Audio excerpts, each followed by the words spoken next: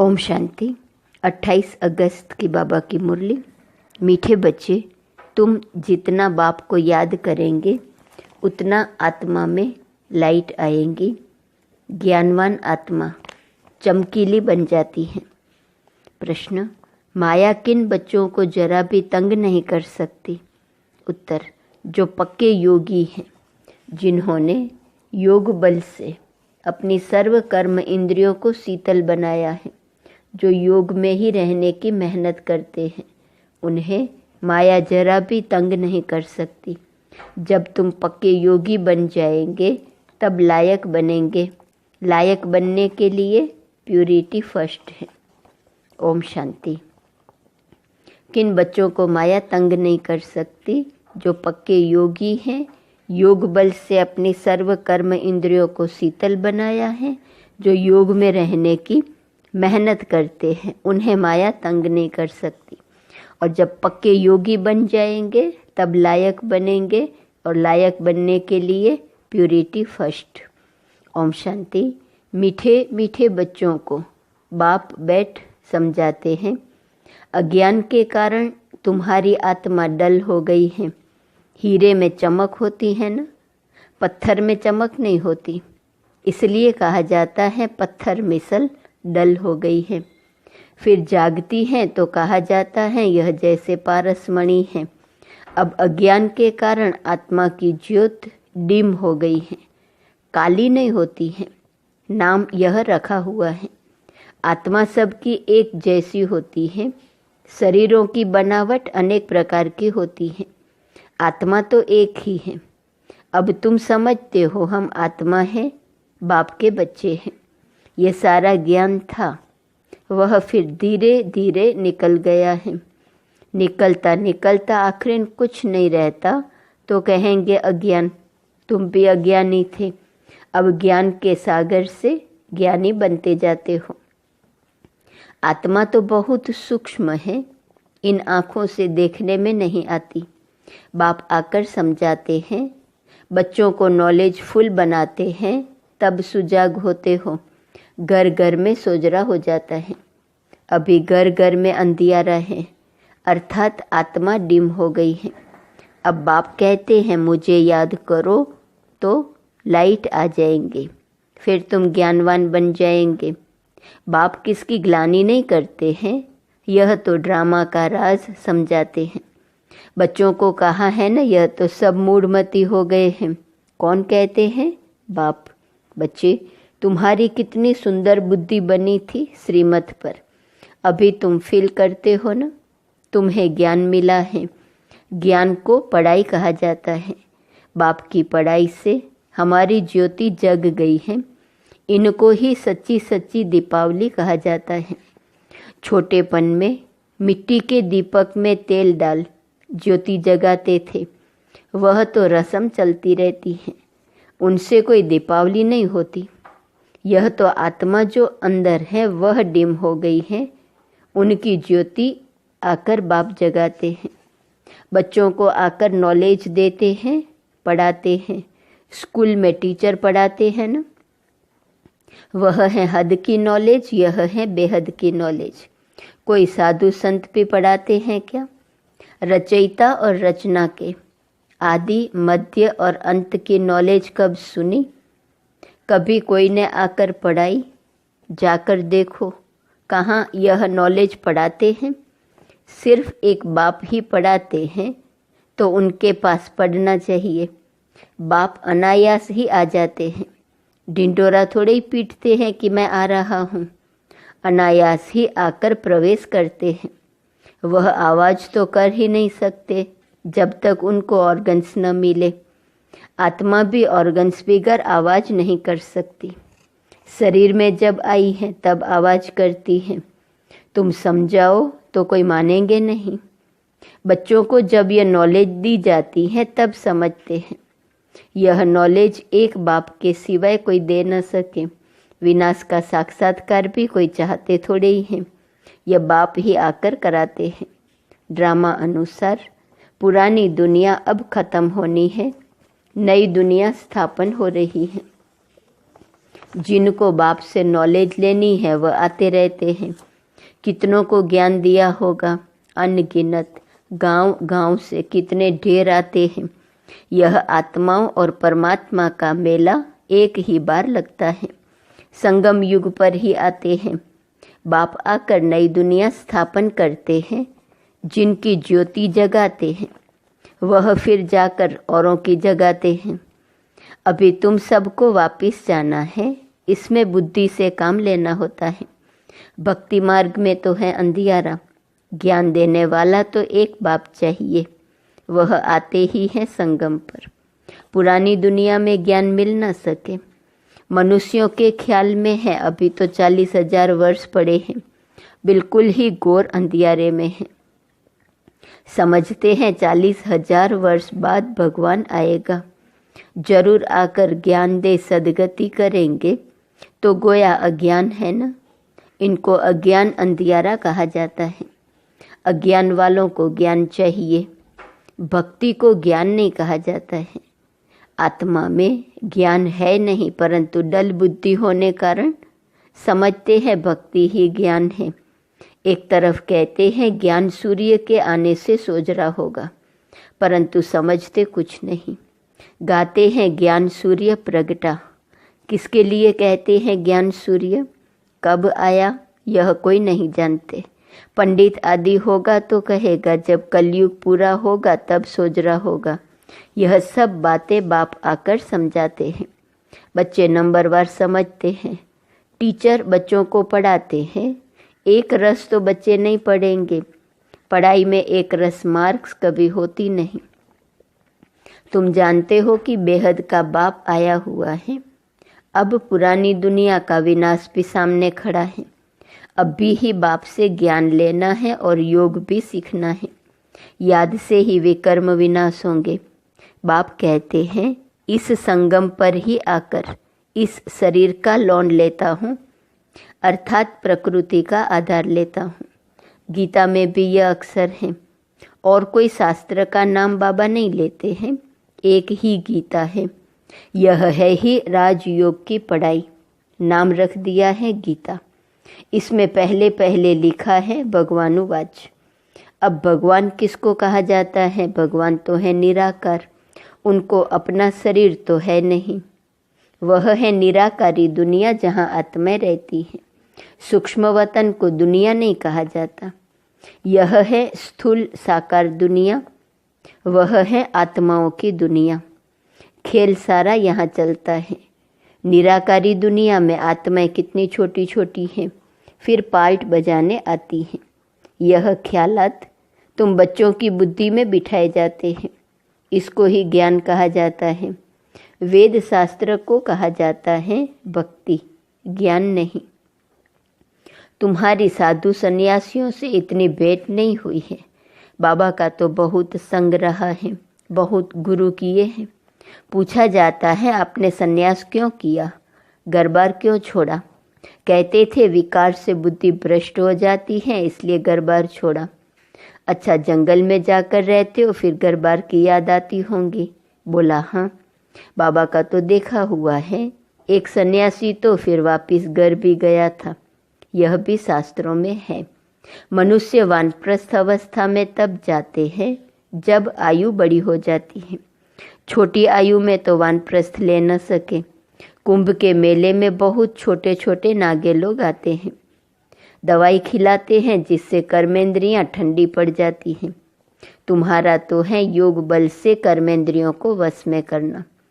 योग बल से वश होते होंगे, होते होते आखिर ठंडी हो ही जाएंगी।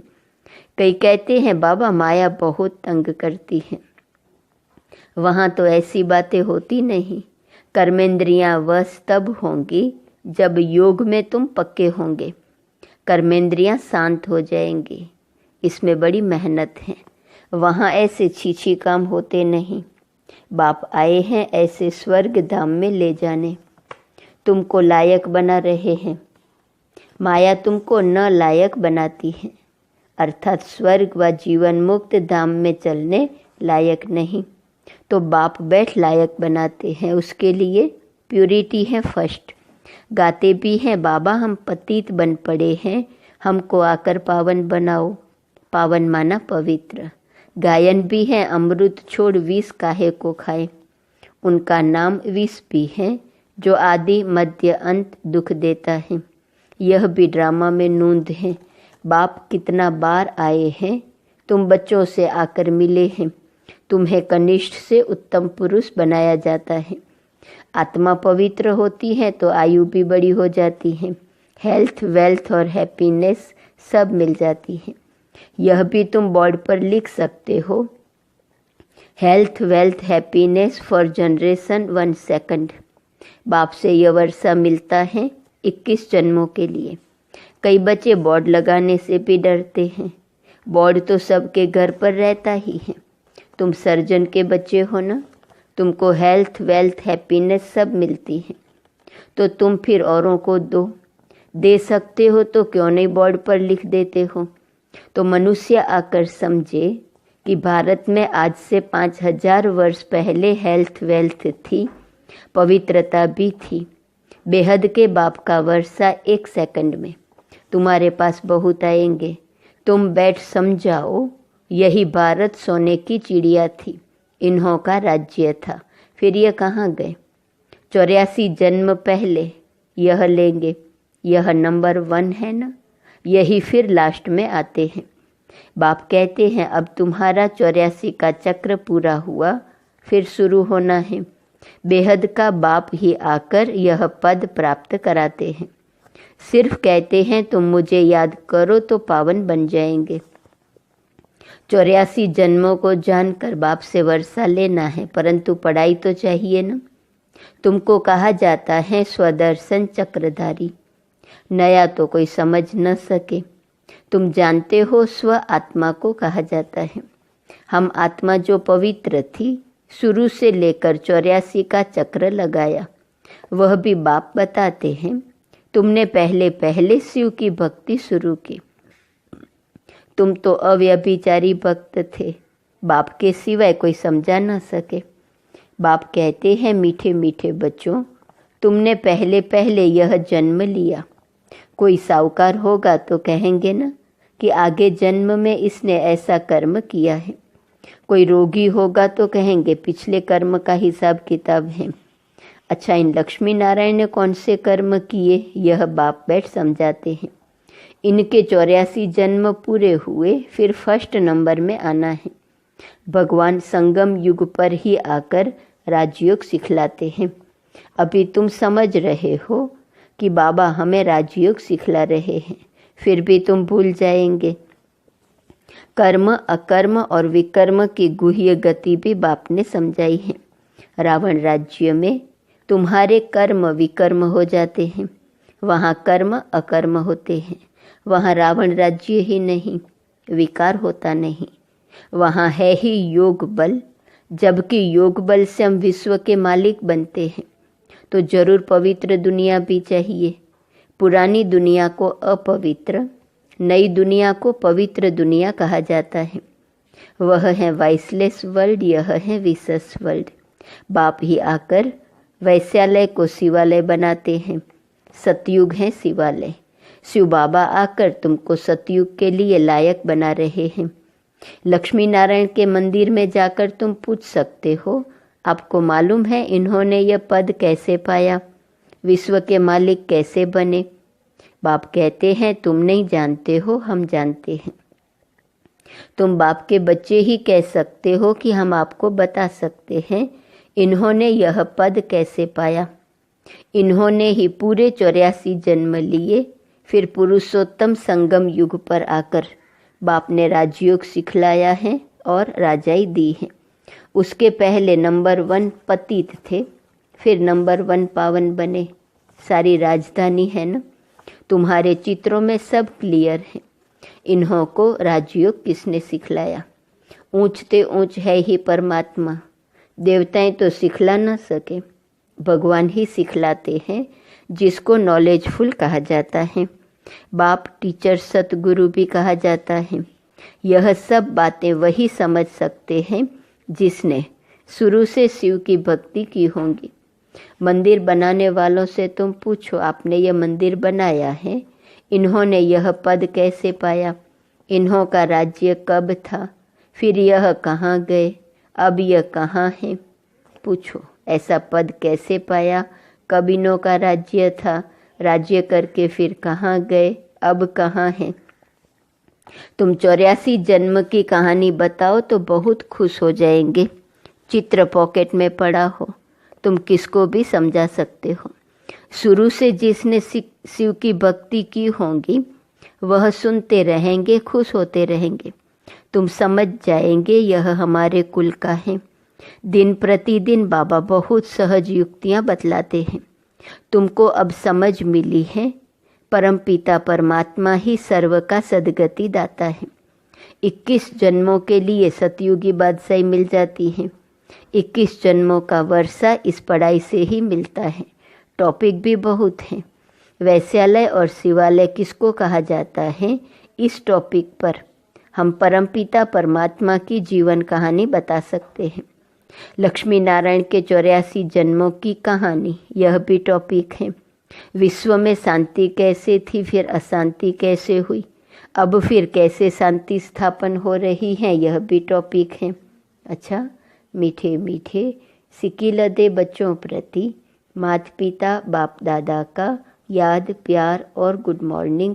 रूहानी बाप की रूहानी बच्चों को नमस्ते, रूहानी बच्चों की रूहानी बाप को नमस्ते नमस्ते नमस्ते। धारणा के लिए मुख्य सार, पहली पॉइंट, अब उत्तम पुरुष बनने के लिए याद के बल से आत्मा को पवित्र बनाना है। कर्मेंद्रियों से कोई भी विकर्म नहीं करना है। दूसरी पॉइंट, ज्ञानवान बन आत्माओं को सुजाग करने की सेवा करनी है। आत्मा रूपी ज्योति में ज्ञान योग का गुरुत डालना है। श्रीमत पर बुद्धि को स्वच्छ बनाना है। वरदान, पॉइंट स्वरूप में स्थित हो, मन बुद्धि को नेगेटिव प्रभाव से सेफ रखने वाले विशेष आत्मा भव। जैसे कोई सीज़न होती है तो सीज़न से बचने के लिए उसी प्रमाण अटेंशन रखा जाता है। बारिश आएंगी तो छाते रेनकोट आदि का अटेंशन रखेंगे, सर्दी आएंगी तो गर्म कपड़े रखेंगे। ऐसे वर्तमान समय मन बुद्धि में नेगेटिव भाव और भावना पैदा करने का विशेष कार्य माया कर रही है। इसलिए विशेष सेफ्टी के साधन अपनाओ। इसका सहज साधन है एक पॉइंट स्वरूप में स्थित होना। आश्चर्य और क्वेश्चन मार्क के बजाय बिंदु लगाना, अर्थात विशेष आत्मा बनना। स्लोगन, आज्ञाकारी वह है जो हर संकल्प बोल और कर्म में जी हजूर करता है। ओम शांति। आज का स्वमान है, मैं संतुष्टता स्वरूप हूँ। अव्यक्त इशारे की पॉइंट, 28 अगस्त। राजा का अर्थ है दाता। अगर हद की इच्छा व प्राप्ति की उत्पत्ति है तो राजा के बजाय मंगता अर्थात मांगने वाला बन जाते हैं। आप दाता के बच्चे हो, सर्व खजानों से संपन्न श्रेष्ठ आत्माएं हो। संपन्न की निशानी है अखंड महादानी। तो 1 सेकंड भी दान देने के बिना रह नहीं सकते। ओम शांति।